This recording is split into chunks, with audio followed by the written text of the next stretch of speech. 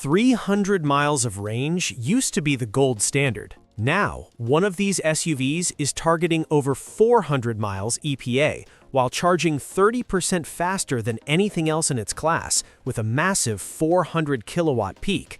Another brings a 39-inch Hyperscreen that makes a Tesla look like a pocket calculator. The third one? It's arguably the fastest, hitting 60 miles per hour in just 4.1 seconds. But numbers on a spec sheet lie. We are looking at the 2026 BMW iX3, the Mercedes-Benz GLC EV, and the Audi Q6 e-tron. Two of these are playing catch-up, but one might have just changed the rules of the game forever. We are witnessing a complete reset of the German automotive hierarchy. For decades, you knew exactly what you were getting. BMW was for driving, Mercedes was for comfort, and Audi was the tech-forward middle ground. Forget all that. In 2026, those lines are blurry.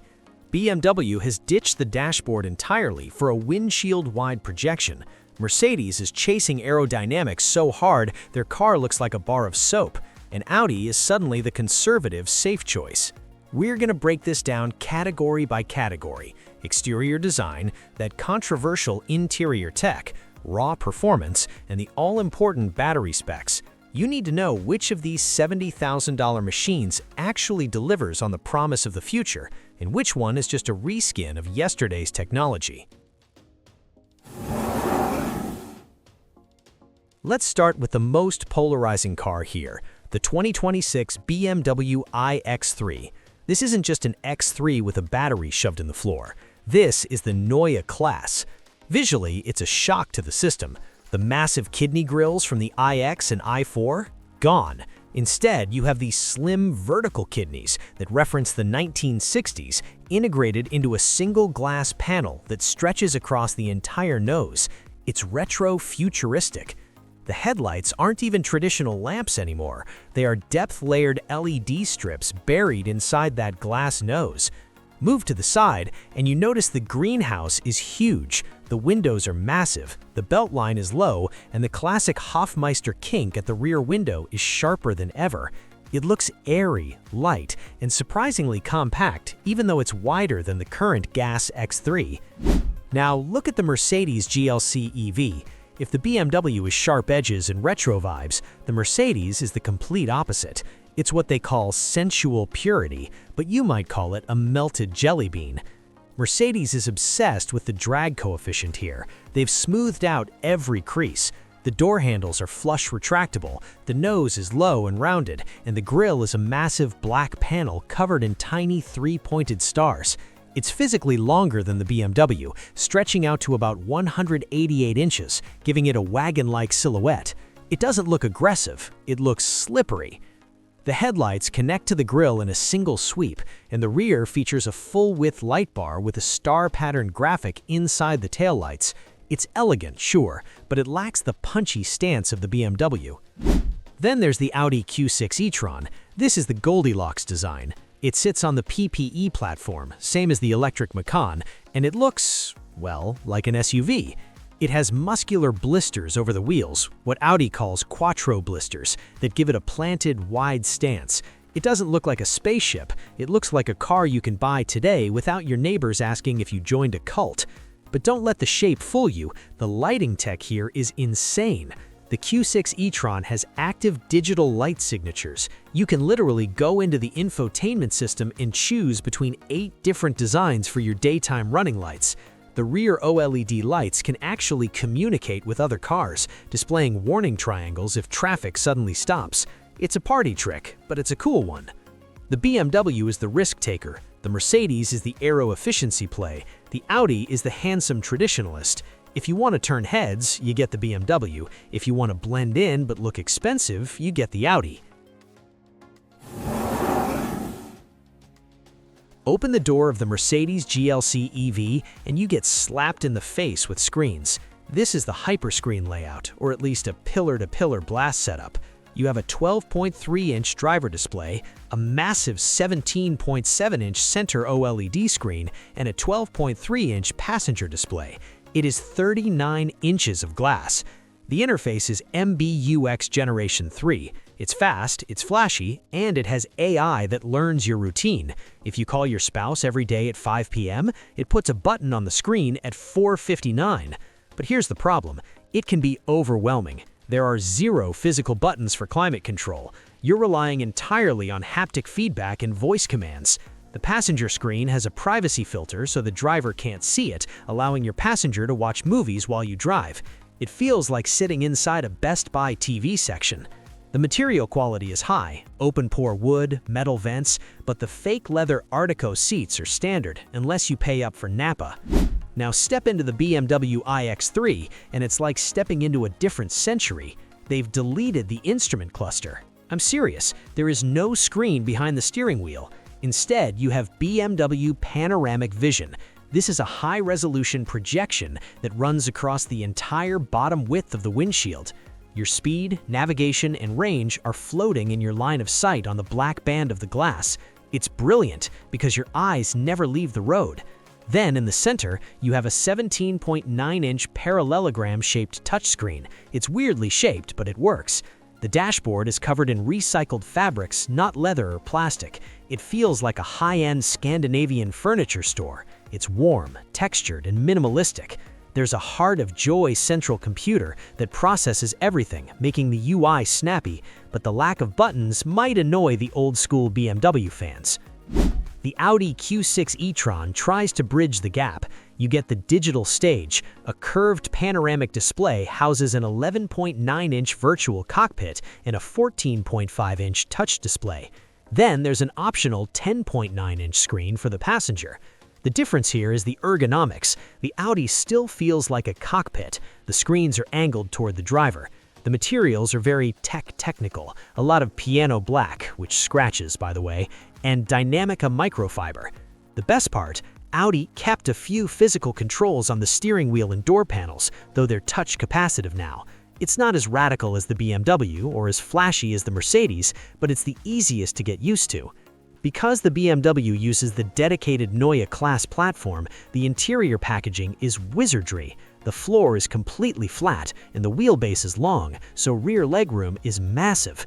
The Mercedes GLC EV struggles a bit here. The sloping roofline eats into rear headroom for tall passengers.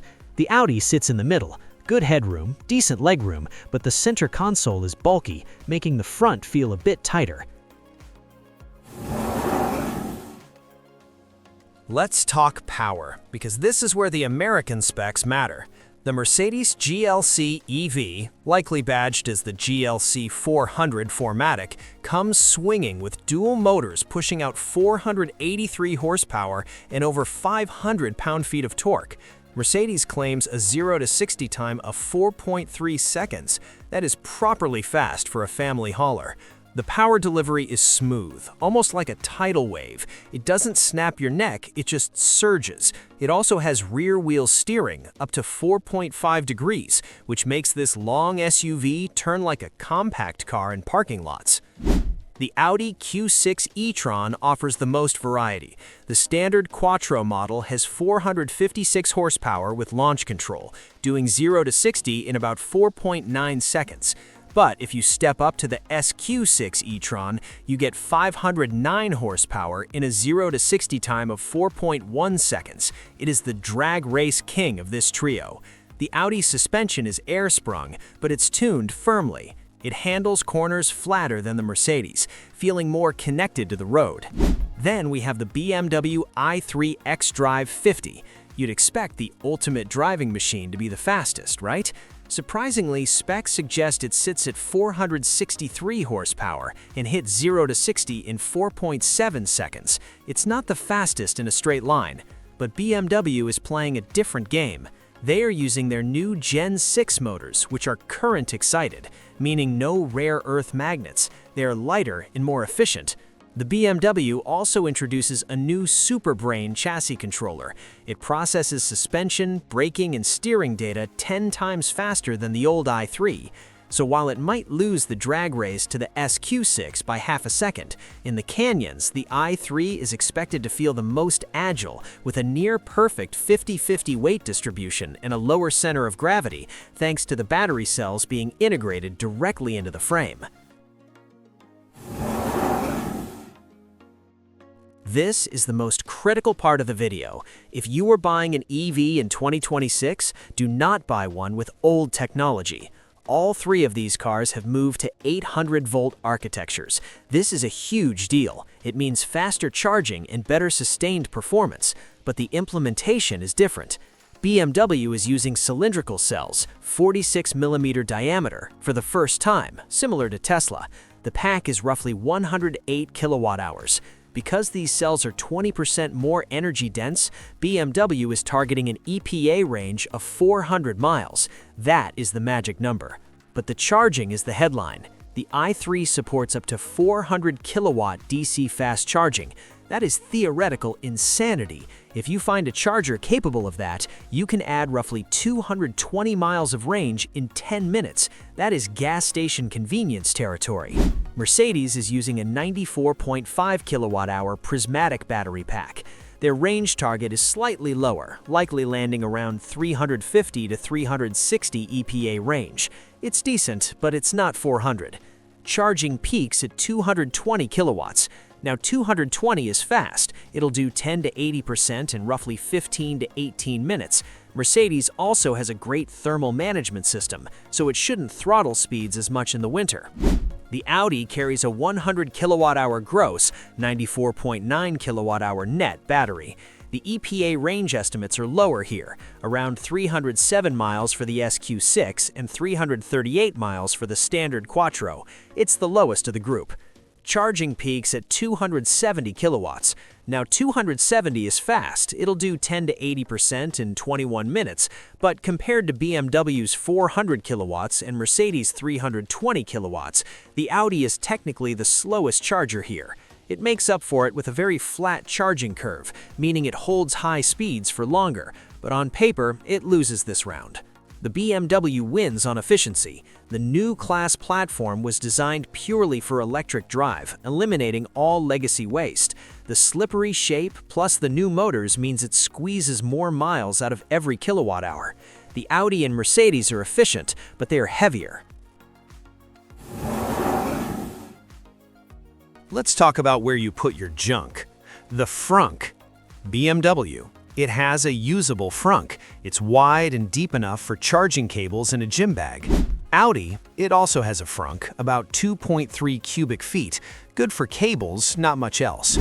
Mercedes, historically the EQC and EQS had no frunk.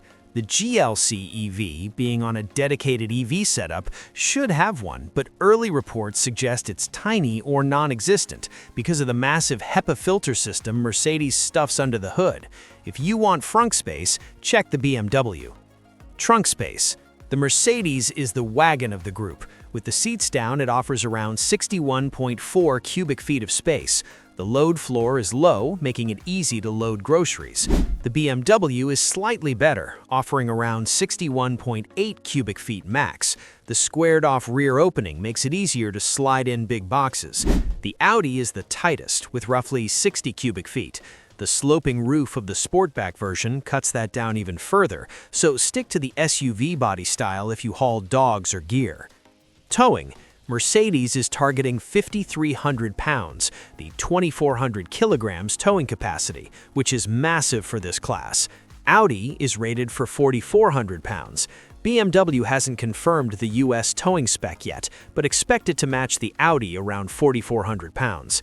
If you have a boat, the Mercedes is your truck. None of these are cheap. We are talking about premium German engineering. Audi Q6 e-tron starts around $66,000 for the base Quattro and pushes past $80,000 for a loaded Q6. It's available right now or very soon, making it the most accessible option. Mercedes GLC EV. Expect a starting price of $70,000. Mercedes standard equipment is usually sparse, so by the time you add the Hyperscreen, the Napa leather, and the fancy driver aids, you are looking at $85,000. BMW iX3. This is the wild card. Production starts in Hungary in 2025, but the US models might come from San Luis Potosí, Mexico, starting in 2027 to qualify for tax credits. However, the initial 2026 launch cars will be imports. Expect a starting price of $68,000. If the 400-mile range and 400-kilowatt charging hold true, this is arguably the best value per dollar. So who wins the German Civil War? If you want the fastest car that feels the most like a traditional SUV, buy the Audi Q6 e-tron. It's safe, it's handsome, and the interior buttons won't drive you crazy. It's the best transition vehicle from gas to electric.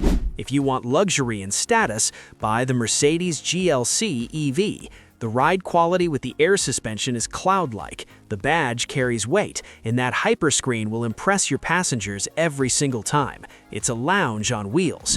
But if you want the best EV technology, the winner is the BMW iX3. The new Classe isn't just marketing hype. The 400-kilowatt charging is a game-changer for road trips. The 400-mile range eliminates anxiety. The interior is a bold step forward that makes the others feel slightly dated. It's risky, it looks weird, but it is technically superior. In 2026, BMW isn't just building a better X3, they're building a better electric car. Click subscribe if this video helps you decide your next ride.